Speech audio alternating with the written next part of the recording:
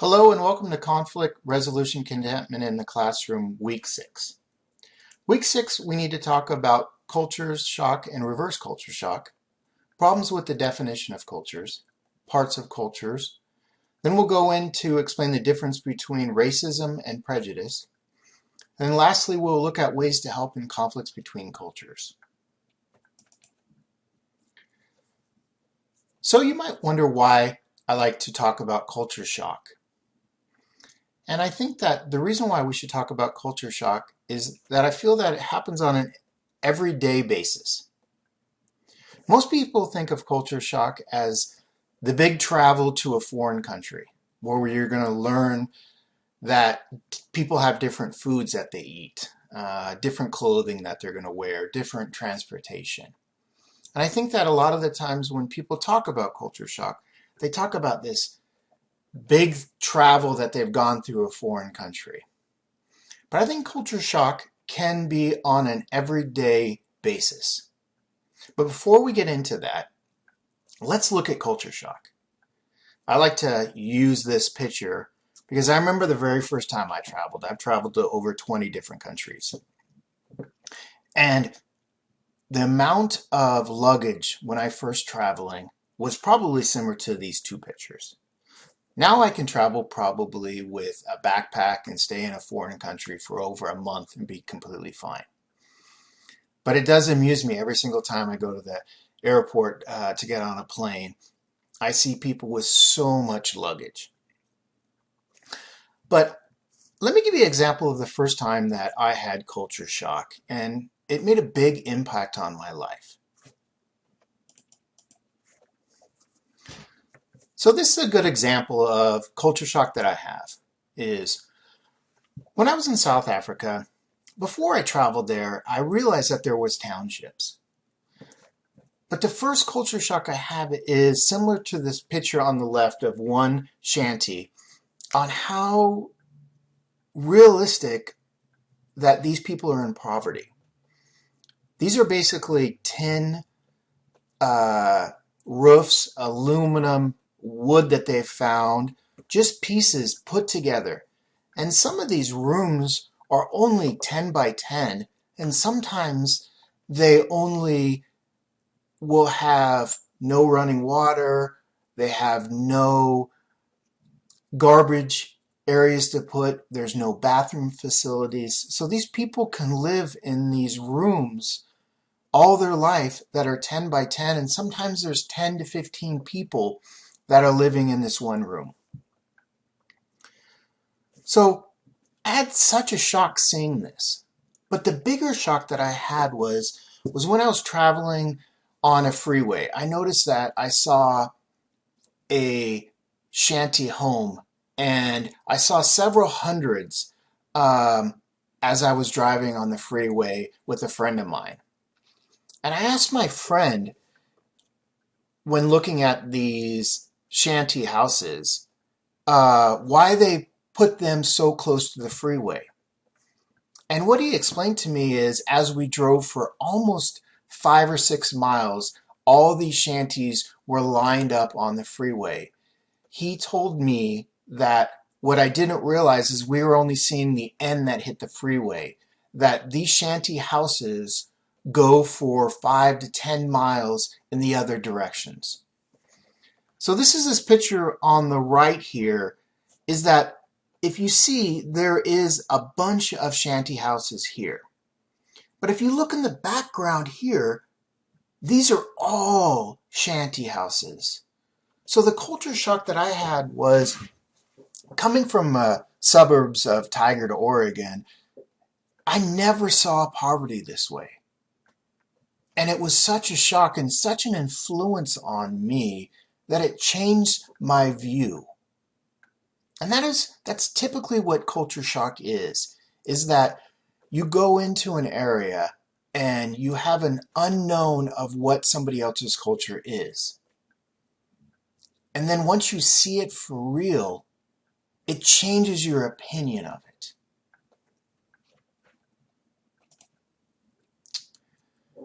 So I'd like to go into something that is called reverse culture shock. And I want to give you kind of a platform of a way to explain reverse culture shock and culture shock at the same time. So looking at culture shock and reverse culture shock, how to kind of explain the two. A lot of people understand that culture shock is that going into a environment where you see different cultures, food, clothing, shelter, that's different than ours. So we have that kind of shock. So this first half of this picture here is when you first arrive in a country, a foreign country, you're going to be all excited. You got your clothes packed, you got water bottles, you got everything you need to go traveling. So you're kind of on a high. And so you're all excited about traveling there. So you arrive in country, you're seeing new sights, you're having fun, and it's exciting.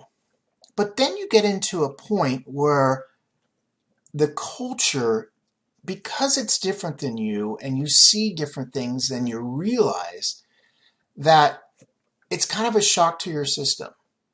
And it does cause a little bit of problems. It can cause some mental strains, some physical strains. So you have the shock of what's going on. And after being there for a while, you go through a recovery phase. And this recovery phase is things that you see on an everyday basis doesn't become so shocking to you.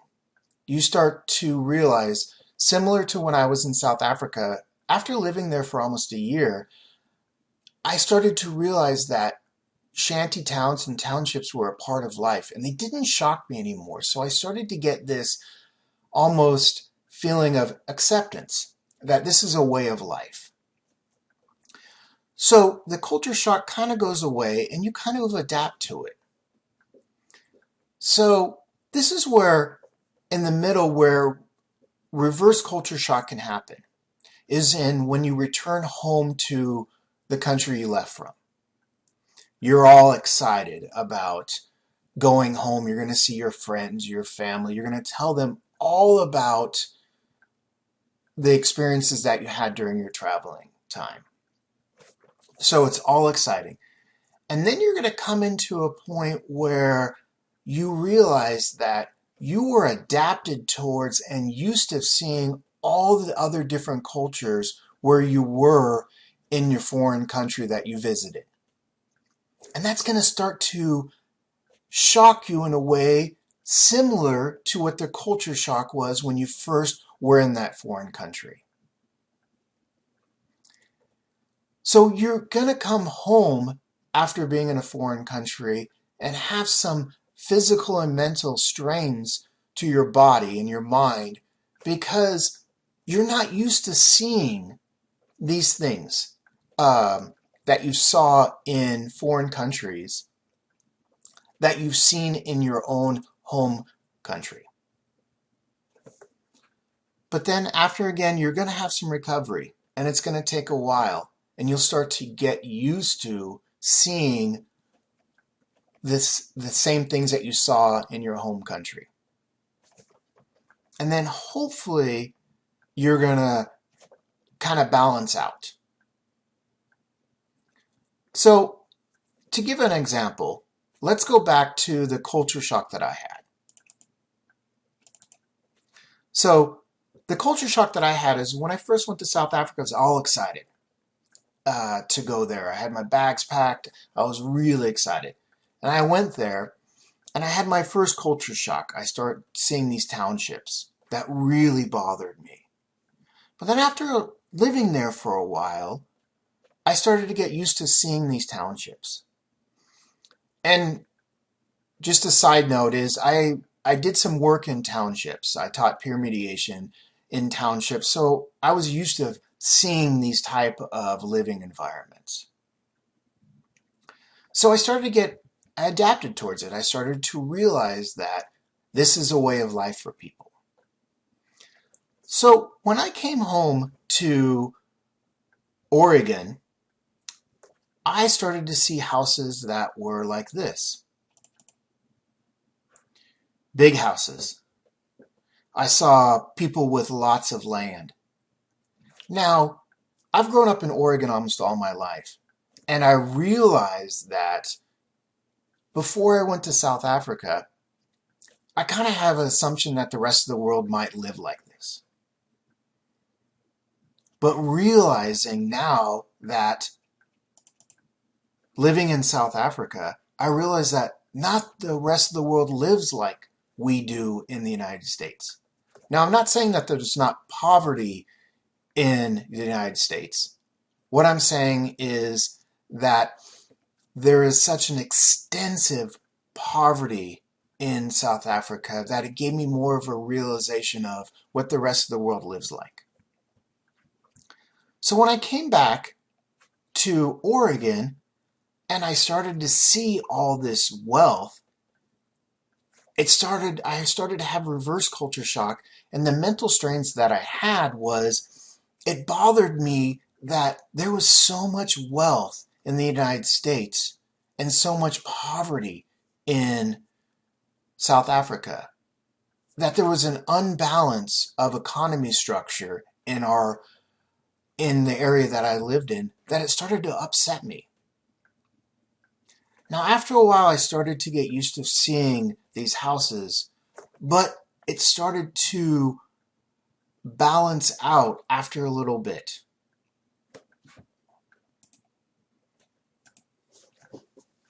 I've talked to a lot of people and coworkers and peers of mine that have traveled to foreign countries. And something that is a common theme that I hear, which is another example of reverse culture shock, is going to the supermarket. And when you go to the supermarket in the United States, you have hundreds of different choices. So when you walk down the cereal aisle, there is a whole aisle of different type of cereals. If you go to the soda area, you're going to have grape soda, Coca-Cola, Pepsi, Mountain Dew, Sprite. There's just numerous amounts of choices. And so when you go to a foreign country, especially a third world country, the stores that you go to have a small amount of choices.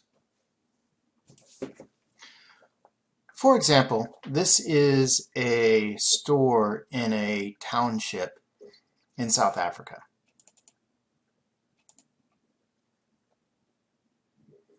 Pretty sure that this store is quite different than the stores that we see in the United States. So why talk about culture shock and reverse culture shock? One of the reasons why is if we look at some of the mental and physical problems that people face with culture shock and reverse culture shock is with the mental problems with memory, inability to concentrate, poor judgment, or the physical headaches, muscle tension, nausea. All of these things are quite similar to the problems that we face in having a conflict. The second part is we always look at culture shock and reverse culture shock as, traveling to a foreign country. But it's, in my opinion, that we have culture shock and reverse culture shock every day because it's in our community. The United States is a melting pot. And that melting pot is from many different locations. One, people coming in from foreign countries into the United States. Also, if somebody's from the West Coast, or they're from the East Coast, or they're from the South, the North, all of these are different cultures. If we look at our communities in our school systems, how many communities are different culture than yourselves? And I think it's important in a school system. I worked at a school system in Portland that had over 13 different nationalities in a classroom. It also had 4 or 5 different languages in that classroom. So I think that we use this diagram almost in everyday life. We arrive at school. We're all excited about our jobs in the morning. We meet a student that has a different culture, a different awareness of us, and then we have this culture shock with them. We start to have a recovery with, after meeting that student with a different culture, we get used to seeing that different culture. We return home into our house, and that culture is different than the family that we have or our friends that we have. So we're going to have that reverse culture shock again. And then we're going to have that recovery where we're used to talking with our friends and having that culture shock of a different student or a different administrator or a different neighbor that comes into our environment. But I feel that we go through these ups and downs on a daily basis. And this can cause much conflict with us. So let's kind of switch gears and talk about the definition of cultures. Now, this is a definition of culture. This is probably one of the better definitions I've saw. Culture refers to the communication deposit of knowledge, experience, beliefs, values, attitudes, meanings, hierarchy, religion, notion of time, roles, spatial relationships, concepts of the universe, and material objects, possessions acquired by a group of people in the course of a generation through individuals and group strivings. Wow, that's a lot. And I think that there's a lot of problems with defining cultures because there are many aspects of cultures. And there's cultures within cultures. And then cultures within those cultures. You know, the culture of a family, the cultures between a brother and sister, or the cultures between a daughter and a father, or the cultures between two different neighbors, or generations of cultures, grandfathers, grandmothers with their grandchildren. So instead of defining the cultures, I think it's a better idea to look at parts of cultures. So let's look at parts of cultures. The first part is survival. What type of food do they eat? How do they get that food? The clothing, what do they wear? What are their defense mechanisms? How do they defend their environment against threats? What type of shelter do they have? In South Africa, their shelter sometimes is quite different than the United States shelter. The education system, the difference in an effort to ways cultures learn. I know that living in Europe for a while and living in the United States for a while, that culturally our education systems are different. Now, I don't want to talk about whether one education system is better or the other education is better. I just want to notice that there's a culture around education. There's also transportation, the ways in which a culture gets around and has goods and services from one place to another. Communication, this is probably one of the largest, is a way a culture shares languages. Now, we use English in the United States, but even though we use English, our terminologies in languages are quite different. There's slang in the United States. And a little conversation that I had with a friend of mine around language, which I thought was a little funny, I'd like to tell a story, is that a good friend of mine in South Africa came up to me. We were going to meet, and this person said to me that they'll meet me just now. And I looked at them confusing, like, just now? Well, just now is this minute. Just now is in this second that you're with me. You're meeting me just now. And this person said, no, I'll meet you just now, so in a little bit. And I thought that saying was so comical, but then I realized that when I put it in our terms, this person I talked to, I said, I'll meet you in just a bit. And what does that slang mean to another person in a bit? Are they going to be bit by them, or are they're only going to see a bit of me? They're only going to see my hand, my arm. So even though we share the same language as English, the communication within that is going to be different.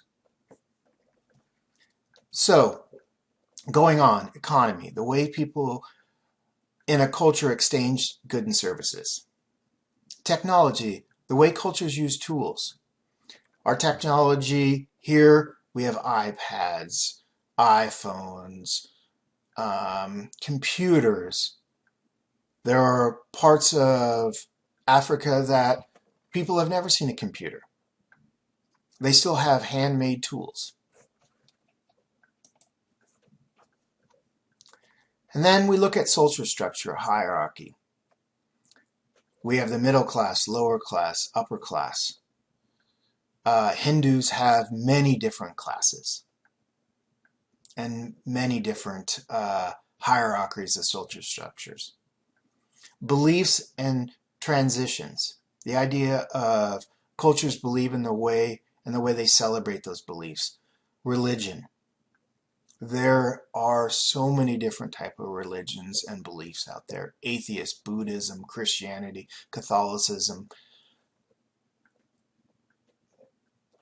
Then we look at rules and regulations. These are standards and structures that are forms of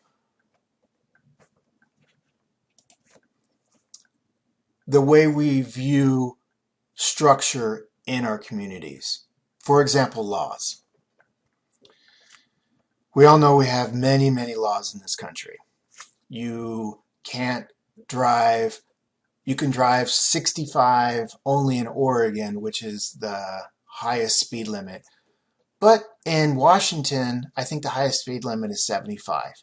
Even though there's probably 2 miles difference between the separation of the rivers between Oregon and Washington. These are rules and standards that are in our school systems, rules on how we educate our children. There are rules in keeping people in jail or not keeping people in jail. And then the last part is arts and recreations. The way culture spend its spare time expresses itself creatively, which is such a wonderful part of cultures. The way people have different styles in music, drawings, paintings, the expression of their cultures. So before we look at ways in helping us with cultures, there's something that I want to talk about that I think that people use these terms intermittently, and I think these terms are quite different. And that is racism versus prejudice. I feel that these terms get used interchangeably a lot, and I think there is a difference between the two. And I think that it's important to, when we look at conflict, that we separate these two. So the first part is racism. And this is the belief that one race is superior than the other race. That's a key term, is that one race feels they're superior than another race. So there are all races that can have racism. Now, prejudice is a little bit different than racism. And that is that you're prejudging someone unfavorably. Before meeting them, you put stereotypes on them. And I think that the judging of that person is quite different than feeling that one race is superior than the other. One of the reasons why I think we prejudge people or we're prejudiced against people is this fear of the unknown. So if we don't know something about a culture, we try to use our surroundings and put some sort of light on what we feel their culture is. So then we may prejudge them. Also, I think that prejudice is a defense mechanism. we prejudge somebody, and this is a small example. Say you're downtown and you're in a not so well lit of an area, and you walk by somebody that's holding a gun. You're going to probably be prejudiced against that person because your body's going to go in a situation where you see a gun, you're in not the greatest area, it's dark out, and you're going to use that as a defense mechanism, saying, hey, this is maybe a bad environment, this person may be a bad person. Now, I'm not saying that prejudice is correct and we should use it every day, but there's certain times in our lives where we do prejudge somebody, and it is for safety reasons. If we feel that somebody is going to harm us, then this prejudice kind of kicks in and helps us get away from this person. But the problem is if we use it on an everyday basis, instead of getting to know someone, we already prejudge them and we put negative connotations on them. We all know about stereotypes out there. I could sit here and name hundreds and hundreds of stereotypes out there. And people rely on those stereotypes. And I think it's very unfortunate because instead of getting to know that person, we're going to create a conflict with that person because if we prejudge them, we've already put up a defensive wall against them. So in my opinion, before we use this defense mechanism, not in the case with the person with the gun, because I think the person with the gun, you should probably prejudge that person and run away. But with the person that you do not know, don't prejudge them. Try to figure out what type of person they are. So lastly, let's look at ways that we can help in cultures with conflict. First off, we have to realize the definition of conflict is when two or more people perceive a behavior act differently. Well, let's go back to these 7 parts of what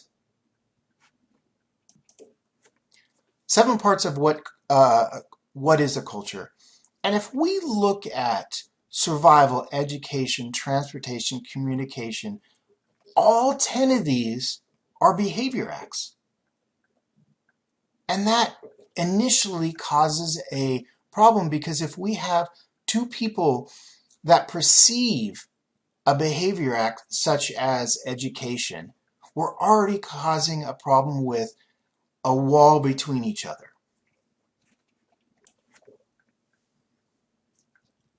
So in this situation, if we're already having a behavior act that 2 people, because of the cultural difference, perceiving the behavior act, we need to stop and understand that we're going to perceive something different than another culture. Try not to have so much of a culture shock. Try to realize that when you see somebody else that is doing something culturally different than yourself, understand that, hey, this person does something different. And it's all right that we're looking at something different. So the fear of the unknown. I think we do this, again, on an everyday basis, is that because we don't understand somebody else's culture, we automatically have this fear against it. So I think we should need to stop and learn about cultures that surround you. If you have students in your classroom that are different cultures, let the classroom learn about the cultures that are in your classrooms.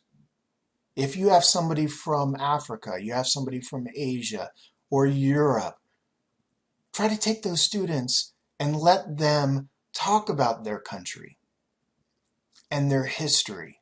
I know that a lot of teachers do this, but I think that it's important that we teach our students the different cultures that surround us. Also, looking at cultures not in terms of right or wrong. I think that there's a lot of people out there that want to kind of divide a culture and say, hey, this part of the culture is right, this part of their culture is wrong. Instead, that we need to look at it as that it's different than ours. And different is all right. Because if everybody believed the same thing, I think the world would be a kind of a boring place. So, cut out that fear. Try to learn about the surroundings that you have. Have your students learn about the surroundings. When a student comes up to you that's a different culture, talk to them about it.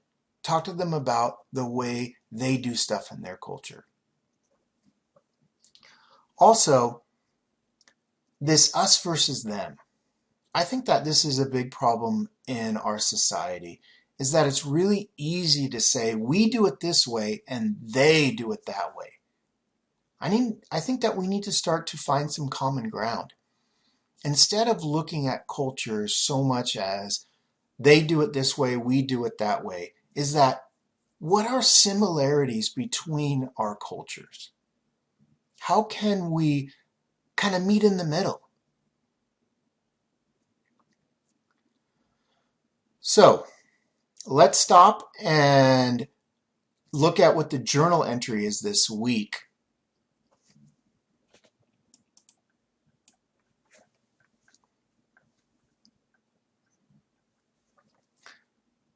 So this last journal entry, not the last, week 6 journal entry is how has other cultures affected your dialogue or situations in conflicts? I look forward to seeing you or having you read the next couple articles that are on the websites. I think you'll really enjoy them.